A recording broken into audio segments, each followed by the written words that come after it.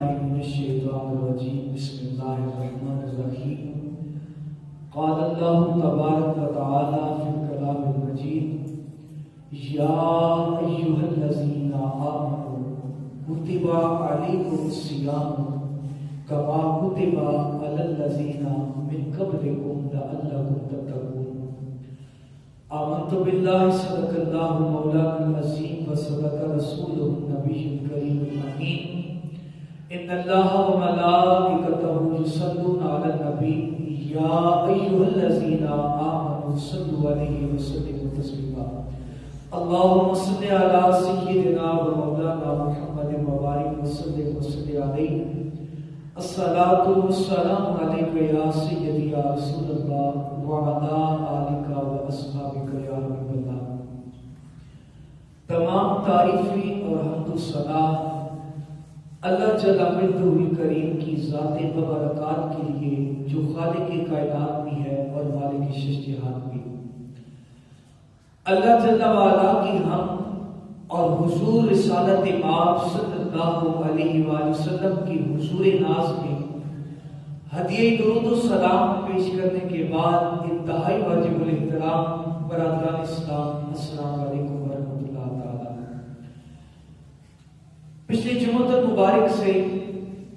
رمضان المبارک کے فضائل کے عنوان سے ہم نے گفتگو کا آغاز کر رکھا ہے اور آج اسی سلسلے کو آگے بڑھائیں گے۔ اللہ رب العزت میری زبان کو سچائی کا نور عطا فرمائے اور ہم سب کو اس مبارک مہینے سے اللہ کی رحمتیں اور اس کی برکتیں اپنے دامنوں میں سمیٹنے کی توفیق عطا فرمائے۔ برادران اسلام، رمضان یہ صبر کا مہینہ ہے اور اس میں مسلمانوں کو صبر کی تلقین کی جاتی ہے۔ اللہ کے نبی صلی اللہ علیہ وآلہ وسلم نے روزے کے متعلق، رمضان کے متعلق ارشاد فرمایا لِكُلِّ شَيْءٍ زَكَاةٌ وَزَكَاةُ الْجَسَدِ الصَّوْمُ وَالصِّيَامُ نِصْفُ الصَّبْرِ۔ میرے آقا صلی اللہ علیہ وآلہ وسلم ارشاد فرماتے ہیں، کہا کہ ہر چیز کی کوئی نہ کوئی زکوٰۃ ہوتی ہے اور اسی طرح انسانی جسم کی بھی زکوٰۃ ہے۔ عرض کی یا رسول اللہ انسانی جسم کی کیا زکوٰۃ ہے؟ کہا الصوم، کہ روزہ یہ انسانی جسم کی زکوٰۃ ہے اور ساتھ میں یہ بھی ارشاد فرمایا والصیام نصف الصبر، اور یہ جو روزہ ہے یہ آدھا صبر ہے، نصف صبر ہے، کیونکہ اس میں انسان بھوک پیاس پر صبر کرتا ہے، اس میں انسان حدود و قیود پر صبر کرتا ہے۔ تو کہا والصیام نصف الصبر، کہ جو روزہ ہے یہ آدھا صبر ہے،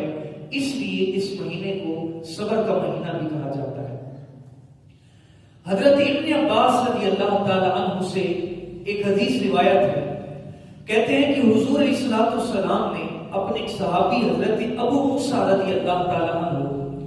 ان کو ایک مرتبہ ایک بحری لشکر کے ساتھ بھیجا اور فرماتے ہیں کہ جب رات کے وقت انہوں نے اس بحری سفر کو شروع کرنے کے لیے باد گرائے تو ہاتف غیبی سے ایک آواز آتی ہے اور وہ آواز یہ ہوتی ہے کہ سنو سنو، اللہ نے اپنی ذات کے لیے کچھ فیصلہ فرمایا ہے۔ حضرت ابو موسیٰ پوچھتے ہیں کہ آواز دینے والے، میرے رب نے کیا فیصلہ فرمایا؟ کہا تمہارا رب اعلان کرتا ہے من آتش نفسہ لہو من یوم صائف سقاہ اللہ یوم العطش۔ کہا سن لو، تمہارا رب اعلان کرتا ہے کہ جو گرمی کی شدید سختی میں اللہ کی رضا کے لیے روزہ رکھے گا اور پیاس اور بھوک کو برداشت کرے گا، کہا اللہ اس دن اس کی پیاس کو بجھائے گا جس دن ہر طرف پیاس ہوگی اور ہر طرف نفس نفسی کا عالم ہوگا، یہی قیامت کا دن ہے۔ تو کہا کہ جس نے رب کی رضا کی خاطر پیاس برداشت کی، گرمی کے سخت دن 14 سے 15 گھنٹے کا روزہ، کہا جس نے اللہ کے لیے اس دن میں ثواب حاصل کرنے کی امید پر اس نے اللہ کی رضا کے لیے روزہ رکھا، تو اللہ رب العزت کے حبیب ارشاد فرماتے ہیں کہ اللہ رب العزت پیاس کو بجھائے گا کہ جس دن ہر شخص جو ہے پریشان ہوگا اور ہر شخص پیاسا ہوگا۔ تو رمضان کی برکتیں اتنی ہیں کہ ہم یہ جو پیاس برداشت کر رہے ہیں، اللہ قیامت کے دن ہماری پیاس کو مٹائے گا۔ حضرت عبداللہ بن عمر رضی اللہ تعالیٰ عنہ حضور نبی کریم صلی اللہ علیہ وآلہ وسلم سے حدیث روایت کرتے ہیں، کہتے ہیں آقا صلی اللہ علیہ وآلہ وسلم نے فرمایا صحابہ، روزہ اور قرآن قیامت کے دن روزہ روزہ دار کی سفارش کرے گا اور قرآن اپنے قاری کی، اپنی تلاوت کرنے والے کی اللہ کی حضور شفاعت فرمائے گا۔ میرے آقا فرماتے ہیں قیامت کا دن ہوگا اور روزہ اللہ کی بارگاہ میں عرض کرے گا، اے پروردگار عالم، فلاں بندے نے میری خاطر پورا دن اس نے کچھ نہ کھایا، اس نے بھوک کاٹی، اس نے پیاس کاٹی، میرے مالک آج کے دن تو میری سفارش کو، میری شفاعت کو اس کے حق میں قبول فرما۔ اور اللہ کا قرآن عرض کرے گا، اے پروردگار عالم، اس نے مبارک گھڑیوں میں میری تلاوت کی اور ساری ساری رات یہ اٹھ اٹھ کر قرآن کی تلاوت کرتا تھا، یہ تراویح کی صورت میں قرآن سنتا تھا اور میری تلاوت نے اسے سونے نہ دیا بلکہ یہ جاگتا رہا۔ اے میرے مالک، تو اپنی اس کتاب کی سفارش کو بھی اس بندے کے حق میں قبول فرما۔ اور حضور فرماتے ہیں قال ویشفعان، حضور فرماتے ہیں کہ ان دونوں کی سفارش کو اللہ تعالیٰ قبول کر لے گا، یعنی روزہ دار کے حق میں روزے کی سفارش کو، اور قاری جس نے قرآن کو پڑھا ہے، قرآن کی تلاوت کی ہے، کہا اللہ اس کی سفارش کو بھی اس کے پڑھنے والے کے حق میں قبول فرمائے گا۔ حضرت ابو سعید رضی اللہ تعالیٰ عنہ حدیث روایت کرتے ہیں، کہتے ہیں حضور نبی کریم صلی اللہ علیہ وآلہ وسلم نے ارشاد فرمایا، کہا لوگوں سنو، جو شخص اللہ کی رضا کی خاطر ایک دن کا روزہ رکھے گا، خدا کی رضا کی خاطر ایک دن کا جس نے روزہ رکھا، اللہ کے نبی ارشاد فرماتے ہیں کہ اللہ اس کے چہرے کو جہنم کی آگ سے 70 سال کی مسافت جتنا دور کر دے گا، اس سے جہنم کی آگ کو دور کر دے گا۔ تو روزے کی اتنی اس قدر برکتیں ہیں، فرمایا ایک روزہ، یہاں پر 30 روزے یا 29 روزے رکھے جاتے ہیں، اللہ کے حبیب فرماتے ہیں ایک روزہ بھی جس نے خدا کی رضا کی خاطر رکھا، کہا اس کے چہرے کو اللہ جہنم کی آگ سے 70 سال جتنی راہ کے برابر دور کر دے گا۔ تو میرے دوستو، روزے کی بڑی برکتیں ہیں، اللہ نے اس میں اپنے بڑے فضل اور انعامات رکھے ہیں۔ حضرت عبداللہ ابن عمر بن العاص رضی اللہ تعالیٰ عنہ کہتے ہیں حضور نبی کریم صلی اللہ علیہ وآلہ وسلم ارشاد فرماتے ہیں، کہا صحابہ، اللہ کبھی بھی روزہ دار کی دعا کو رد نہیں کرتا جو وہ دعا افطار کے وقت مانگتا ہے۔ جب روزہ دار افطار کے وقت کوئی دعا مانگ لے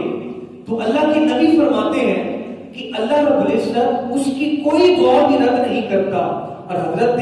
عبداللہ بن عمر رضی اللہ تعالیٰ عنہ جب روزہ افطار کرتے تھے تو یہ دعا مانگتے تھے، اللہم انی اسألک برحمتک التی وسعت کل شیء ان تغفر لی، کہ اے میرے مالک، میں تجھ سے تیری اس رحمت کے واسطے سے دعا مانگتا ہوں کہ جس کے برابر کائنات کی کوئی شے نہیں ہے، تیری رحمتیں بڑی وسیع ہیں، پروردگار تیری اس رحمت کے واسطے سے دعا مانگتا ہوں، میری بخشش فرما دے۔ تو حضرت عبداللہ بن عمر اپنے مالک سے، اللہ رب العزت سے افطار کے وقت یہ دعا مانگا کرتے تھے۔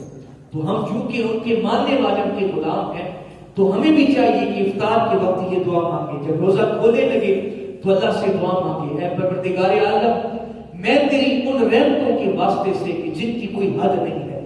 جن کی برابری کائنات کی کوئی شے نہیں کر سکتی، مالک ان رحمتوں کے واسطے سے دعا مانگتا ہوں، میری بخشش فرما دے۔ تو اللہ رب العزت اس شخص کی بخشش فرما دیتے۔ تو رمضان المبارک اپنے ساتھ بڑی برکتیں لے کر آیا ہے، بڑے اللہ رب العزت کے انعامات لے کر آیا ہے۔ حضرت ابو ہریرہ رضی اللہ تعالیٰ عنہ فرماتے ہیں کہ ایک مرتبہ ہم رسول اللہ صلی اللہ علیہ وسلم کی خدمت میں بیٹھے تھے، تو آقا کریم نے ارشاد فرمایا، صحابہ یاد رکھنا، اللہ 3 لوگوں کی دعاؤں کو کبھی رد نہیں کرتا۔ کتنے لوگوں کی؟ کہا 3 لوگوں کی دعا اللہ رد نہیں کرتا۔ عرض کی آقا کون سے؟ میرے نبی ارشاد فرماتے، کہا سنو، پہلے نمبر پہ وہ حاکم ہے جو اپنی رعایا میں عدل کرتا ہے، جو اپنی مخلوق میں، اپنی رعایا میں، اپنی عوام میں ظلم نہیں کرتا، ان میں عدل کرتا ہے، اس کے دور میں اس کی عوام کو انصاف ملتا ہے، غریب کو اس کا حق ملتا ہے، تو کہا یہ حاکم اللہ کو اس قدر پسند ہے کہ اللہ تعالیٰ اس کی کوئی دعا کبھی بھی اپنی بارگاہ سے رد نہیں کرتا۔ اور جس حاکم کے دور میں مخلوق خدا ذلیل ہو رہی ہو تو یقیناً اس کی دعائیں قبول ہونے والی نہیں ہے۔ دوسرے نمبر پہ حضور صلی اللہ علیہ وسلم نے ارشاد فرمایا، کہا روزہ دار یہ وہ خوش بخت ہے کہ جب یہ اللہ سے دعا مانگتا ہے تو اللہ اس کی دعاؤں کو رد نہیں کرتا۔ روزہ دار کی کوئی دعا اللہ کی بارگاہ سے رد نہیں کی جاتی، بلکہ ادھر سے اس کی زبان سے جملے نکلتے ہیں، ادھر سے اس سے دعا کی قبولیت کا مجدہ اعلان سنا دیا جاتا ہے۔ تیسرے نمبر پہ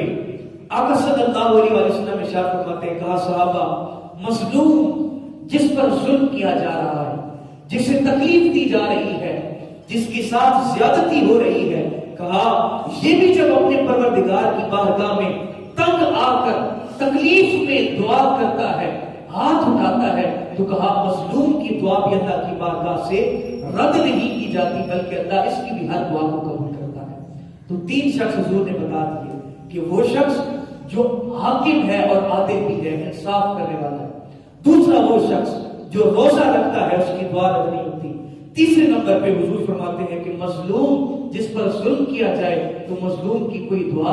اللہ تعالیٰ کے ہاں سے رد نہیں کی جاتی۔ اس لیے وہ کہتے ہیں نا کہ مظلوم کی آہ سے ڈرنا چاہیے، کیونکہ جب وہ بولتا ہے تو اللہ کی رحمت کے فرشتے اس کی دعا کو لمحہ گزرتے ہی اس کے رب کے پاس لے کر جاتے ہیں۔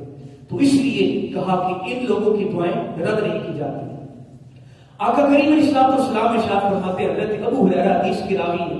کہتے ہیں اللہ کے نبی صلی اللہ علیہ وسلم نے فرمایا، کہا صحابہ اللہ نے روزے کے حوالے سے 5 ایسی چیزیں میری امت کو عطا فرمائی ہیں جو میری امت سے قبل کسی امت کو عطا نہیں کی۔ حضور ارشاد فرمائیے، میرے آقا صلی اللہ علیہ وسلم فرماتے ہیں پہلی چیز جو کسی امت کو نہیں ملی لیکن میری امت کو ملی ہے، کہا میرے روزے دار کے منہ کی بو اللہ کو ہر مشک کی خوشبو سے زیادہ پسندیدہ ہے، ہر عنبر کی خوشبو سے زیادہ پسندیدہ ہے۔ آقا دوسری شے کیا ہے؟ اللہ کے نبی صلی اللہ علیہ وسلم ارشاد فرماتے ہیں کہ اللہ امت محمدیہ کے روزہ دار کے لیے پورا سال اپنی جنت کو سجاتا ہے، اس کے فرشتے روزہ دار کے لیے جنت کو سجانے میں لگے رہتے ہیں، اور اللہ اعلان کرتا ہے کہ اے میری جنت تیار ہے، ممکن ہے کہ میرے نبی کا امتی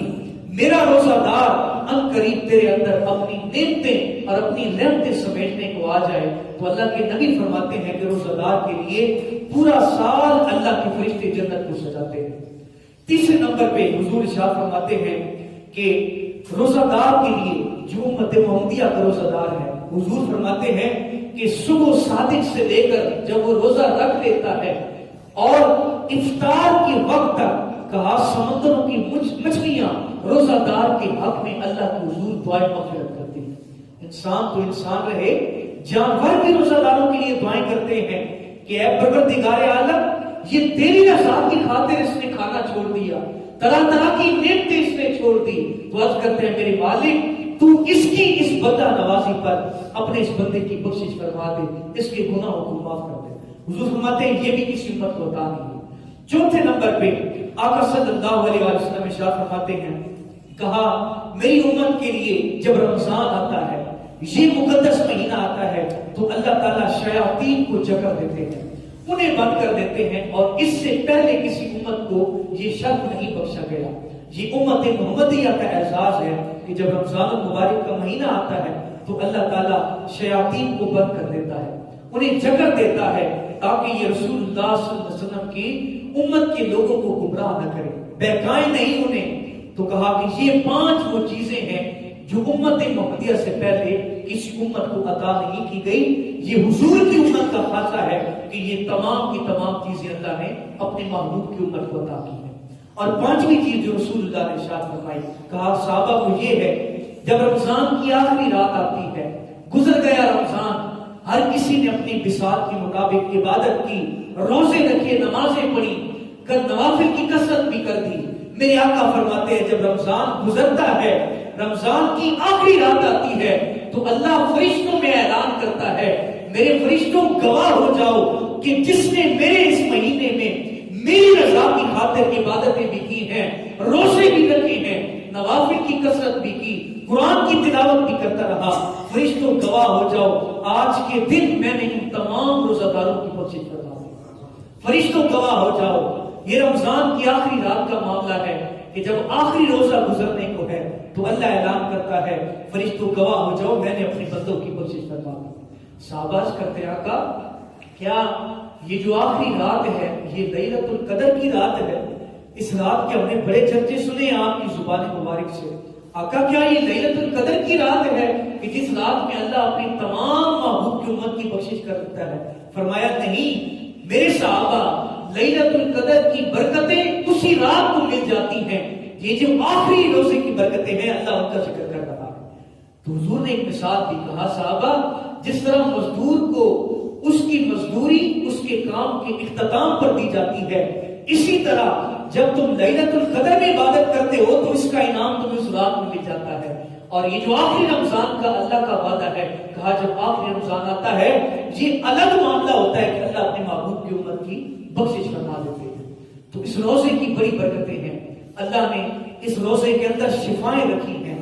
رمضان المبارک کے روزے سے انسان صحت یاب ہوتا ہے، تندرست و توانا ہوتا ہے. اور اللہ کی نعمتیں کس قدر ہے کہ دیکھیں ایک مزدور طبقے کا بندہ بھی ہے، ایک مڈل کلاس گھرانے کا بندہ بھی ہے، تو رمضان المبارک میں اللہ رب العزت اس پر اتنا کرم کرتے ہیں کہ اس کے دسترخوان پر بھی ہزاروں نعمتیں ہوتی ہیں، اس کے دسترخوان پر بھی طرح طرح کی ڈشز ہوتی ہیں. تو یہ اللہ کا وعدہ ہے محبوب کی امت کے ساتھ کہ اس مہینے میں بندے مومن کا رزق بڑھا دیا جاتا ہے، اس کے مال میں اضافہ کر دیا جاتا ہے. عام دنوں میں یہ ساری نعمتیں میں اور آپ انہیں افورڈ نہیں کر سکتے، لیکن رمضان المبارک میں اللہ کا یہ خصوصی کرم ہوتا ہے کہ رمضان کے روزے کی برکت سے اللہ تعالیٰ مومنین کے رزق میں برکتیں عطا کر دیتا ہے. تو ہم طرح طرح کی نعمتیں کھاتے ہیں اور اللہ کا شکر ادا کرنا چاہیے کہ اس نے ہمیں اتنی نعمتیں دی ہیں اور اتنے انعامات ہم پر کیے ہیں. حضرت کعب بن عجرہ رضی اللہ تعالیٰ عنہ رسول اللہ کے صحابی ہیں. کہتے ہیں اللہ کے نبی صلی اللہ علیہ وآلہ وسلم نے ارشاد فرمایا، کہا صحابہ وہ شخص اللہ کی رحمتیں اس سے دور ہو جائیں، وہ شخص اس کی عزتیں لٹ جائیں، وہ شخص اس سے خدا کی انعامات اٹھ جائیں. آقا کون شخص؟ حضور فرماتے ہیں وہ شخص کہ جس نے رمضان کا مہینہ پایا اور اس مہینے میں اللہ کی عبادت کر کے اپنے پروردگار کو راضی نہ کر سکا تو کہا پھر اللہ اس کی عزتیں لوٹ لے، اس سے اپنی رحمتوں کی چادر اتار دے کہ اتنا فضیلت والا مہینہ بھی اس نے پایا ہے لیکن اس میں عبادت کر کے اپنے رب کو راضی نہ کر سکا تو کہا اس سے بڑا کوئی بدبخت نہیں ہو سکتا. تو ہم رمضان المبارک کے مہینے میں بھی اگر ہمارے اندر کوئی تبدیلی نہ آئے، ہماری عبادات میں اضافہ نہ ہو، ہم دیکھیں نا مسجد میں پہلے 2 دن تراویح کی تعداد بڑی اچھی رہی لیکن تیسرے دن وہی تعداد کم ہو گئی. ہم پورا دن فضولیات میں گزار دیتے ہیں لیکن کیا ہوتا ہے کہ تراویح کو ہم نے چھوڑ دیا. اتنی بڑی عبادت ہے، ایک سجدے کے بدلے رمضان میں اللہ ایک سجدے کے بدلے میں 1500 نیکیاں عطا کرتا ہے، ایک سجدے کے بدلے میں. اور رمضان المبارک کی اندر جو تراویح ہیں 20 رکھتے ہیں اور یہ 40 سجدے بنتے ہیں. اگر نیکیوں کا حساب لگایا جائے تو اللہ رمضان المبارک کی ایک دن کی 20 تراویح کے بدلے میں بندہ مومن کے نامہ اعمال میں 60,000 نیکیاں درج کرتا ہے. اور ہم کتنے نادان اور کتنے بے وقوف ہیں کہ ہم اپنے ہاتھوں سے یہ 60,000 نیکیاں گوا دیتے ہیں. ہمیں چند سجدے کرنے مشکل ہو جاتے ہیں، 1 سیکنڈ کے سجدے کے بدلے میں اللہ 1500 نیکیاں دے رہا ہے اور ہم نے اتنی آسانی سے ان کو جانے دیا. تو اس لیے میرے دوستوں تراویح سے جان نہ چھڑائیں. یہ رمضان کا ایک مہینہ آتا ہے اللہ کا جس میں ہمیں کھل کر عبادت کا موقع ملتا ہے، جس میں ہمیں وقت ملتا ہے کہ ہم عبادت کر سکیں. اور اگر ہم اس وقت میں بھی اپنے رب سے منہ موڑ لیں تو پھر ہم کب اللہ کی عبادت کریں گے؟ تو اس لیے تراویح میں سستی نہ کریں اور اپنا معمول بنائیں کہ روز کی بنیاد پر نماز تراویح ادا کریں اور پھر آخر میں اللہ سے اپنے گناہوں کی بخشش طلب کریں. اللہ تعالیٰ اس مہینے میں بندے کو کثرت کے ساتھ معاف کرتا ہے. اللہ کے نبی صلی اللہ علیہ وسلم فرماتے ہیں کہ اس مہینے میں، رمضان کے مہینے میں، اللہ باقی دنوں کی نسبت زیادہ ہر رمضان کی رات میں ہزاروں لوگوں کو جن پر جہنم واجب ہو چکی ہوتی ہے، اللہ تعالیٰ اس رمضان کی برکت سے اپنے نبی کی امت کے ہزاروں گناہگاروں کو بخش دیتا ہے، ان کی بخشش کر دیتا ہے۔ تو ہم کیا ان میں اپنا نام نہ لکھوائیں کہ جن کی بخشش اللہ رمضان کی راتوں میں کرتا ہے؟ ہر رات میں اللہ تعالیٰ گناہگاروں کی بخشش کر رہا ہے، تو ہم بھی روز سوال کریں، اللہ ہمیں بھی معاف کرے گا، ہماری بخشش بھی کر دے گا۔ حضرت حضور نبی کریم صلی اللہ علیہ وسلم کی حدیث ہے، حضرت ابو ہریرہ اس حدیث کو روایت کرتے ہیں، کہتے ہیں میرے آقا صلی اللہ علیہ وسلم نے ارشاد فرمایا، کہا صحابہ جو شخص رمضان کے مہینے میں اپنی حلال کی کمائی سے کسی ایک بندے کو روزہ افطار کروا دے، کہا اللہ رب العزت کے تمام فرشتے اس بندے کے حق میں بخشش اور مغفرت طلب کرتے ہیں۔ ایک دن کا روزہ افطار کروا دیا، اللہ کے نبی صلی اللہ علیہ وسلم فرماتے ہیں یہی نہیں بلکہ اس روزہ افطار کروانے کے بدلے میں اللہ تعالیٰ اس پر یہ انعام کرتا ہے کہ لیلۃ القدر کی رات میں اس بندے کو حضرت جبریل علیہ السلام کا مصافحہ نصیب ہوتا ہے۔ حضرت جبریل علیہ السلام اسے سلام کرتے ہیں، اسے ہاتھ ملاتے ہیں، اور اس کی نشانی کیا بتائی؟ کہا اس کی نشانی یہ ہوتی ہے کہ حضرت جبرائیل علیہ السلام کے سلام کرنے کے بعد بندے کا دل بڑا نرم ہو جاتا ہے، اس کی آنکھوں سے آنسو نکلنا شروع ہو جاتے ہیں، اور اس کے دل میں اللہ کی یاد کثرت اختیار کر لیتی ہے، اور جب بھی اللہ کی محبت کی بات ہوتی ہے تو اس کی آنکھوں سے آنسو نکلتے ہیں۔ یہ اتنا بڑا انعام ہے حضور صلی اللہ علیہ وسلم ارشاد فرما رہے ہیں اس شخص کے لیے کہ جس نے اپنے حلال کی کمائی سے کسی ایک بندے کو روزہ افطار کروایا۔ تو یہ فضیلت بھی اپنے ہاتھوں سے جانے نہ دیں، اپنے دوستوں کو، اپنے عزیزوں کو رمضان کی مقدس گھڑیوں میں اللہ کی رضا کے لیے افطار کروائیں، اس کا بڑا اجر ہے۔ صحابہ کہتے ہیں حضور یہ حدیث بیان کر رہے تھے، ایک صحابی اٹھتے ہیں، عرض کی آقا اگر کوئی شخص اتنا امیر نہ ہو، اتنی استطاعت نہ رکھتا ہو کہ وہ کسی مومن بھائی کو روزہ افطار کروا سکے، آقا وہ کیا کرے؟ کہتے ہیں اللہ کے نبی نے ارشاد فرمایا فَقُوسَةٌ مِّن طَعَامٍ، کہا پریشان ہونے کی ضرورت نہیں ہے، وہ ایک چٹکی بھر کھانے سے اپنے مومن بھائی کو روزہ افطار کرا دے، اللہ تعالیٰ اس کے نام اعمال میں بھی یہ تمام چیزیں لکھ دے گا، یہ تمام اجر لکھ دے گا۔ وہ صحابی پھر عرض کرتے ہیں آقا اگر کسی کے پاس ایک چٹکی کھانا بھی نہ ہو، ایک لقمہ روٹی کا نہ ہو تو وہ کیا کرے؟ تو اللہ کے نبی صلی اللہ علیہ وسلم فرماتے ہیں فَمَسْكَةٌ مِّن لَبَنٍ، کہا پھر بھی گھبرانے کی ضرورت نہیں ہے، دودھ کے ایک گھونٹ کے ساتھ اپنے مومن بھائی کو افطاری کروا دو، اللہ تعالیٰ یہ تمام نیکیاں اس کے نامہ اعمال میں بھی درج کر دے گا۔ وہ صحابی عرض کرتے ہیں آقا یہ بھی نہ ہو تو پھر کیا کریں؟ دودھ کا ایک گھونٹ بھی نہ میسر ہو تو پھر کیا کریں؟ میرے آقا فرماتے ہیں فَشْرَبَةٌ مِّنَ الْمَاءِ، تو سنو کہ جس نے ایک پانی کے گھونٹ کے ساتھ کسی کو روزہ افطار کروا دیا، کہا اللہ تعالیٰ وہ تمام نیکیاں، وہ تمام اجر اس بندے کو بھی عطا کر دیتا ہے۔ کتنا حسین دین ہے، کتنا خوبصورت مذہب ہے کہ تم اللہ کی رضا کے لیے کسی کو روزہ افطار کروا دو، اللہ کی ساری نورانی مخلوق تمہارے حق میں بخشش اور مغفرت کرے گی۔ کہا پھر جس کے پاس استطاعت نہیں ہے، اللہ نے اسے زیادہ مال نہیں دیا، کہا روٹی کا ایک لقمہ کھلا دے، یہ بھی میسر نہیں تو دودھ کا ایک گھونٹ پلا دے، اور یہ بھی میسر نہیں تو میرے آقا فرماتے ہیں کسی کو ایک پانی کے گھونٹ سے روزہ افطار کروا دیا، اللہ تعالیٰ کے تمام فرشتے اس کے حق میں دعائیں مغفرت کریں گے۔ تو کتنا بڑا اجر ہے، کتنا بڑا انعام ہے۔ اللہ رب العزت کے حبیب صلی اللہ علیہ وسلم کا فرمان ہے، آخری حدیث پیش کرتا چلوں، حضرت عبد الرحمن ابن عوف اس حدیث کو روایت کرتے ہیں، کہتے ہیں اللہ کے نبی صلی اللہ علیہ وسلم نے فرمایا صحابہ رمضان کا مہینہ تمام مہینوں سے افضل ہے، تمام ساعتوں سے افضل ہے، اور کہا سن لو کہ جس نے اس مہینے میں ایمانداری کے ساتھ، خلوص نیت کے ساتھ اللہ کی رضا کے لیے روزے رکھے اور اس کی راتوں میں قیام کیا، میرے آقا فرماتے ہیں رمضان کے اختتام پر وہ شخص گناہوں سے ایسے ہی پاک ہوتا ہے جیسے اس کی ماں نے اسے ابھی جنم دیا ہے۔ جس طرح بچہ جنم لے اس کے نامہ اعمال میں کوئی گناہ نہیں ہوتے، کوئی اس کے نامہ اعمال میں گناہ اور ظلم نہیں ہوتا، کہا جب بندہ رمضان کے 30 یا 29 دن خدا کی رضا کے مطابق گزار دیتا ہے تو اللہ تعالیٰ اسے گناہوں سے یوں پاک کر دیتا ہے جیسے اس کی ماں نے اسے ابھی جنم دیا ہے۔